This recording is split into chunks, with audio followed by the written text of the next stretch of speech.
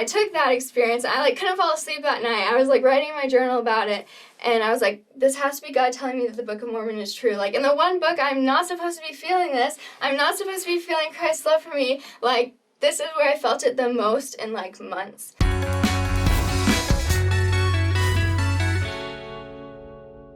Hey everyone, welcome back to Saints Unscripted. Today, David and I, Sabrina, are here with a new friend, Emma, and we're going to hear her conversion story, and yes, we're excited. Yes, we are. And you're a student at USU. Yes. Utah State studying Aggie. history. Mm-hmm. And thank you for making the trip down to Of course, I'm excited. our studio. So where does your story begin?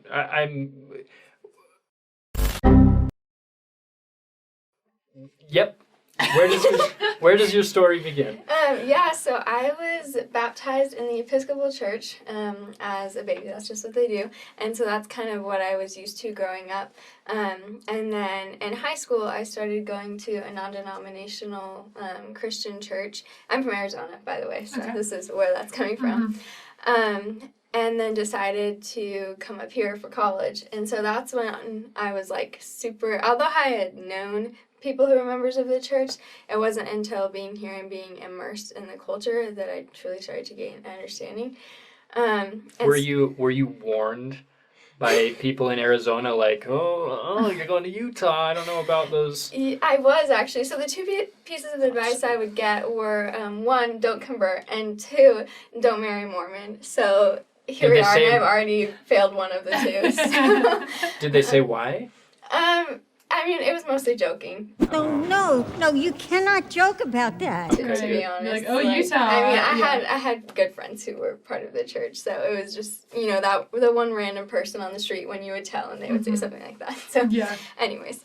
But when I came here, I was, in my perspective, I would say I was a relatively new believer or new Christian, even though I had grown up in the church. It wasn't until that period at the end of high school that I really started to develop a testimony for myself. And so I started getting involved in just the non-denominational churches that are in Logan. But I also knew that I was in this place where most of my friends were members of the church, and so I wanted to be able to understand them as much as possible. And so one day a friend was like, hey, do you want to meet with the missionaries? And I was like, well, sure, I might as well learn stuff. So for a while I would meet with, my freshman year, I would meet with missionaries, but just to gain an understanding of the church. I wasn't interested in converting or anything. But at the same time, I was being surrounded by a very conservative Christian community that felt that members of the Church of Jesus Christ of Latter-day Saints were not Christian, and it was our duty to convert members of the church. Was that in Arizona still, or no, that was you were in when college? came up here. Yeah. Okay. And so then it turned into, I'm starting to meet with the missionaries because I want to convert the missionaries, which I'm not proud of, but it's the truth. How did that go? It was never successful, obviously. Oh well, we tried. But it was always interesting because, I was never rude about it and they were never rude about it. It was really just trying to learn as much about each other as possible, and so I would ask them a lot of questions, and then they would ask me a lot of questions, and it really strengthened my own testimony, and then it helped me gain a lot of knowledge about the church. So I found it valuable, although my motives were not necessarily great. But strengthened your own testimony in your non-denominational my faith church. at the time. Oh, okay. Yeah. And so that was going on for several years. And I had a couple of really close friends, obviously, who are members of the church. And one friend in particular, we had very good boundaries, but we would talk about religion all the time. And we would text about it, and we would talk in person for hours on end. And just I would be like, here are all my questions about why I feel like the LDS Church isn't true and doesn't make sense. And he would come back with all these really good answers of why for him it made sense. And so eventually I came to a place where I could no longer deny that these people around me who had such a deep love of Christ, even if our understanding of Jesus was different, even if our understanding of God was different and the plan of salvation, they had such a strong testimony of Christ that I couldn't deny that they weren't Christians. And that's where things started to kind of shift for me. And once I had that viewpoint, I was very no, this is I wanted everybody else around me, even though I still had my own beliefs, I wanted everybody else around me in my church to come to that understanding and wish that they would have. And that's not necessarily, you're not asking them to agree with everything that we believe, but it's just can you take that step just to recognize that we're Christian, that we believe in Christ, that he's the Son of God, that he atoned for our sins. That's good on you. Good on you. I'm really proud of you. So once I hit that, things kind of started to shift, because as I was doing all of this research into the church, and I was reading anti-church literature, I was reading pro-church literature, I was reading just historical things that have no side in theory, I came to the point where not only did the theology start to make sense to me logically, and how conclusions were being how conclusions were being made, and looking at theology and looking at the Bible and historical context for that, and trying to figure out how could somebody have gotten this from this when I'm getting this from this, you know? So not only was it making sense, but I also understood why you would want to believe it. And I saw that there were some really beautiful and valuable doctrines of the church that were starting to change my perspective and the way I was looking at people. And so I started digging into the church a little more earnestly, and really being okay, God, if there's a truth out there, I want to know it. Now, do I still kind of hold the belief that I think that yes, there's an absolute truth, and maybe none of us have it quite right. I think that maybe when we get to heaven, God's going to be yeah, you got some of that right and some of that right. But I was if there is a truth, I want to find the closest thing to it. And so if you show me that this church is true, then I will act on it. In December, I came to a very dark place. December of 2021? Yes. Okay. Yes, okay. Because as the beliefs of the LDS Church were starting to make more sense to me, my own faith was starting to fall apart. And I didn't understand why God wouldn't make it more clear, why he couldn't just tell me what was true, and why there were all of these religions in the world, and we were trying to figure out the truth, and why couldn't he just make it obvious what his truth was. And so I started asking all these questions about salvation, and was universalism really more what I was looking for? What if somebody never had the opportunity to receive the gospel? If God is truly loving, I didn't understand how he could separate them from him. And I was starting to question, how Christ's atonement was, the fair and just answer because of that. And so I never, completely lost my testimony, but I came very, very close. And it was super dark time for me, because religion was, and my faith was everything to me. And I had tied up my career in it, because I want to be an Army chaplain.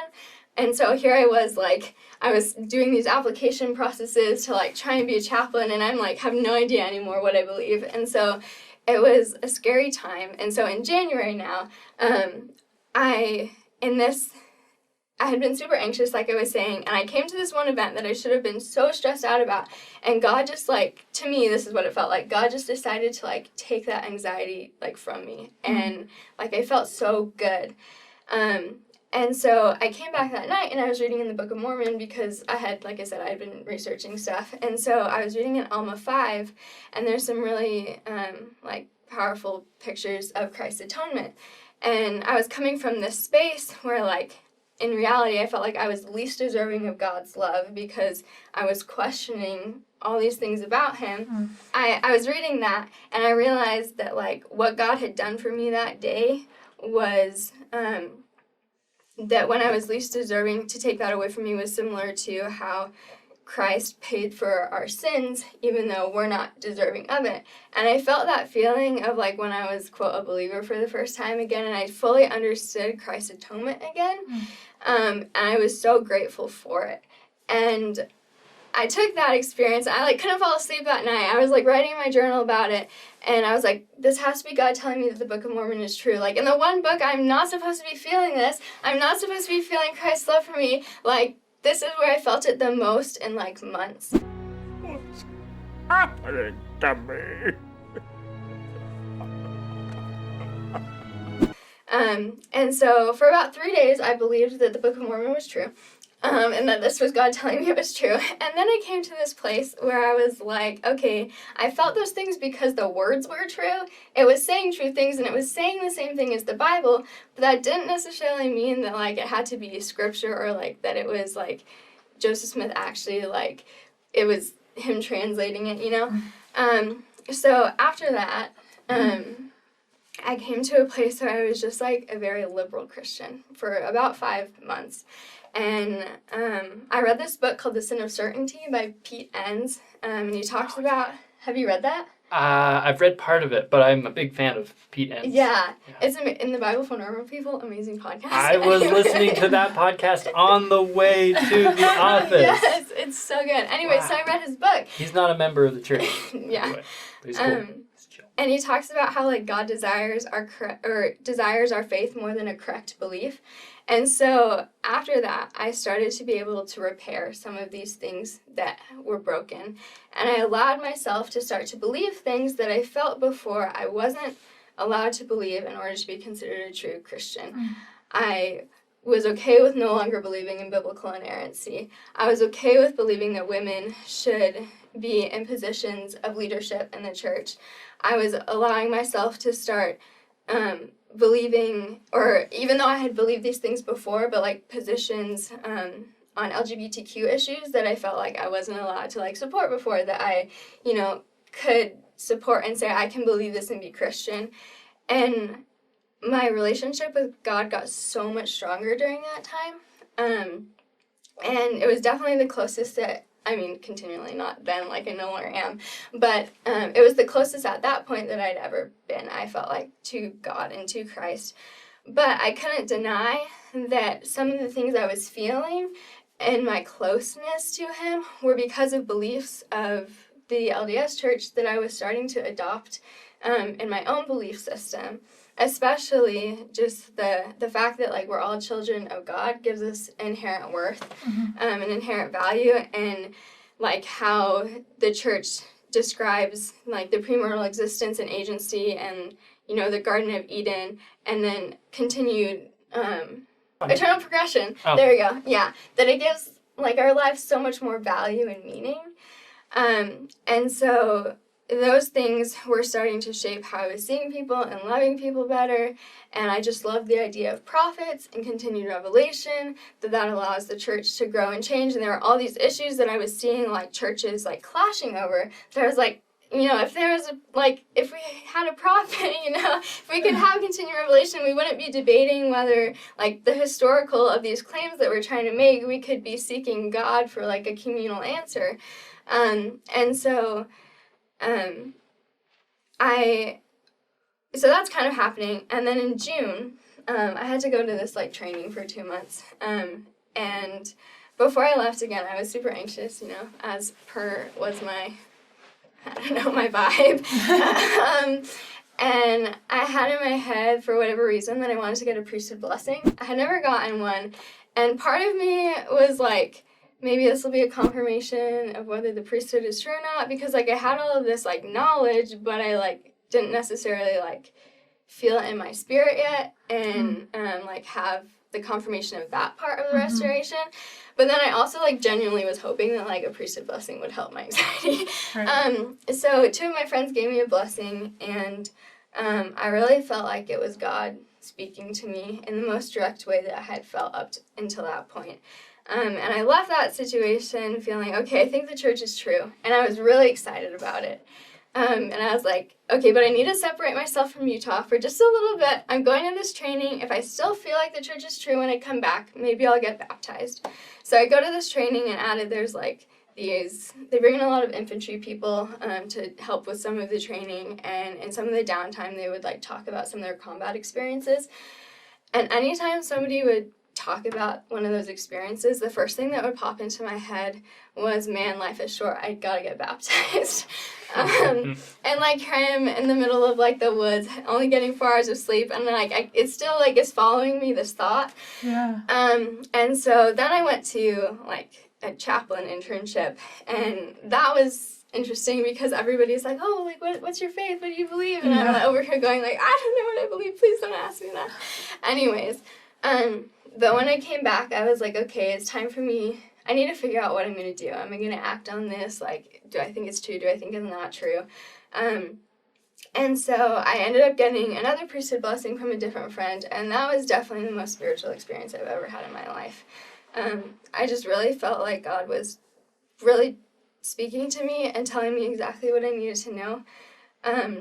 And so it still took me like another 2 months to get to the position that I was like, okay, I'm going to meet with the missionaries. Like, obviously I'd met with the missionaries lots before, but like for the like purpose of getting baptized this time, you know? And throughout that whole semester, I just kept having like lots of little moments where I felt like God was slapping me in the face, saying that like, you know, the church is true. And, but I couldn't get my like head and my heart to align. It was like one day I was like, okay, this makes sense, like as far as knowledge goes, but like I don't really believe it. And the next day I would be like, oh, I believe it, but it doesn't make any sense.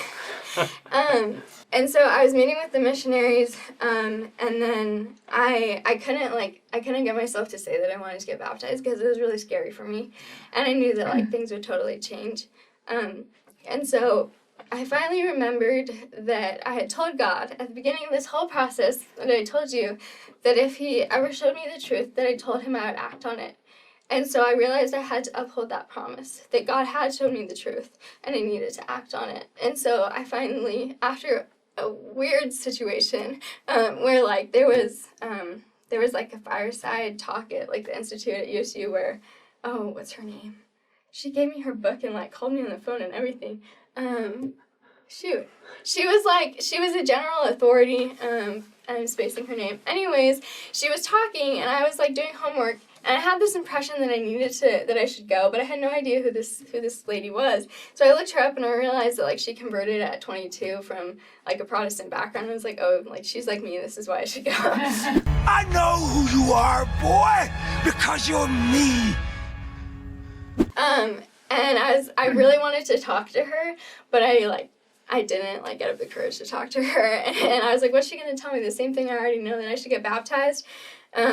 And then I like, this doesn't need to be included in the story, but I'm going to tell you because I find it funny. So I had left my phone like in the car, and I had this friend that had been like talking with me through the whole process.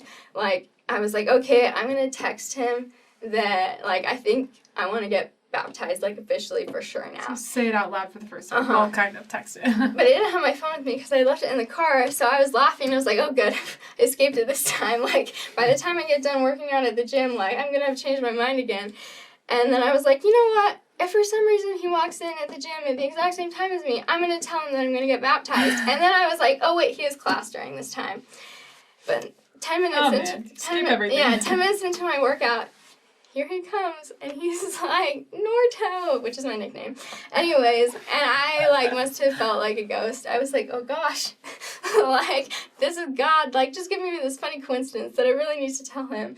And I didn't, but I did later at the end of the day. So I decided to get baptized, and I got baptized back in December. Oh, wow. Yeah, that last part of the story maybe doesn't need to be included, but that's cool. It was funny for me, but... Yeah, and then like 5 days later, I had an interview with a General Authority 70 to get endorsed to be a chaplain, so that was weird, and now we're here, so that's it. So, wow. so when was your baptism date? December 10th. Of 2022? Yeah. So you've been a member for a short time, Yes. depending on when this video publishes? Wow. Well, congratulations. Yeah. Welcome to the church. Thank you. It's quite a story. Yeah, how do you feel? How have these few months been? It's been good. I kind of mentioned earlier, I really like who I've become. Not that like I'm vastly different, but like I've noticed a difference in myself, and especially in the way I love others. And so I really appreciate all of the additional truths and doctrines that I feel like have made Christianity make sense to me, and have given my life a lot more purpose. I think right now, like, the tricky thing for me is figuring out, like, how can I bring all of the experience that I had before in a Protestant world and bring it with me and, like, meld these two together, and just be able to add truth and how to make that transition. Yeah. I like how you were talking about earlier when you were, like, sitting down and trying to say, okay, without anyone telling me what I can and can't believe, what do I believe? I think that's a really powerful, like, exercise to do, because you're taking from beliefs that were not the beliefs of the church that you were in the moment, but also some that were, and then just saying, like, this is this all-encompassing what I think I believe right now, what I feel is right, and that leads you on a path that you probably wouldn't go on if you were only caring what people said, right? Yeah. And I think that's really powerful. I feel like that takes humility to do that. Yeah. You mentioned towards the beginning of your story, you talked about how as you were learning more about the church, there were things that started to just click with you. Mm-hmm. What were some of those things where those light bulb moments?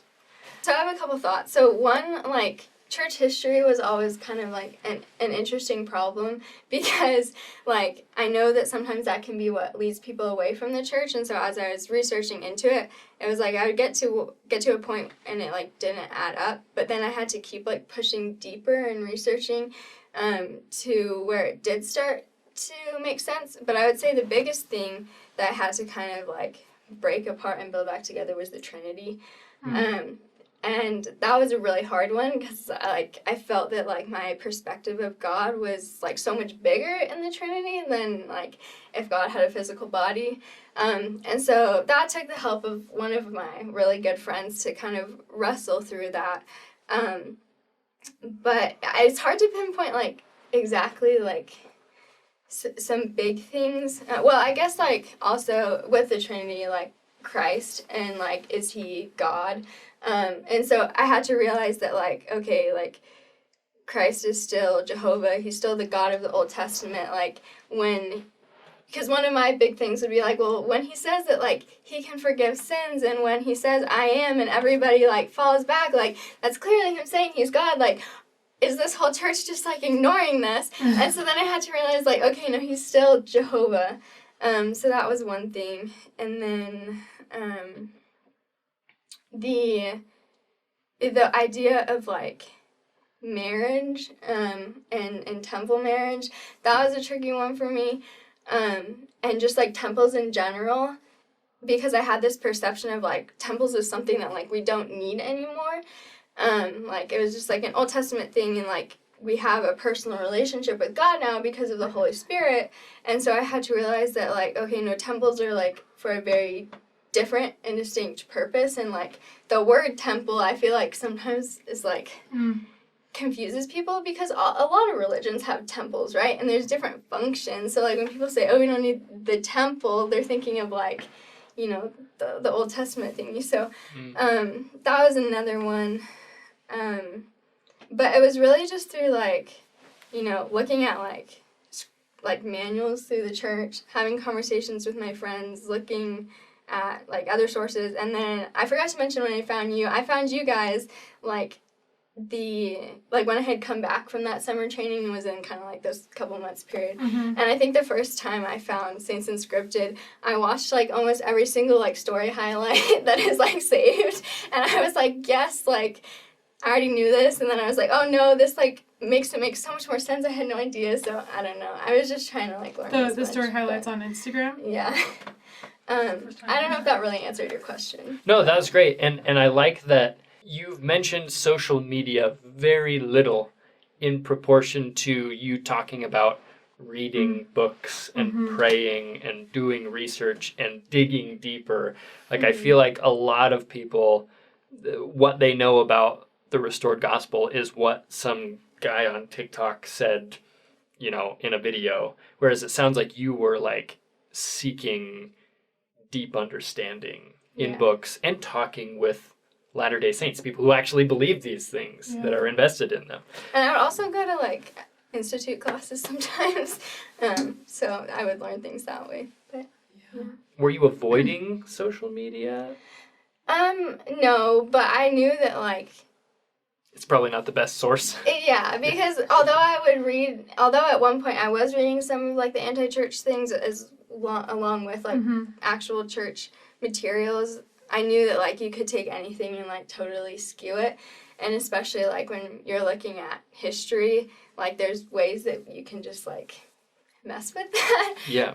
And so I was careful about like where I was like getting my content from. And I also knew that like whenever there was like a strong argument against something, I found that the arguments for me were stronger. And so although there was like sometimes both of these sides, the arguments for it were always more persuasive to me. And so I tried to like rely on those types of things.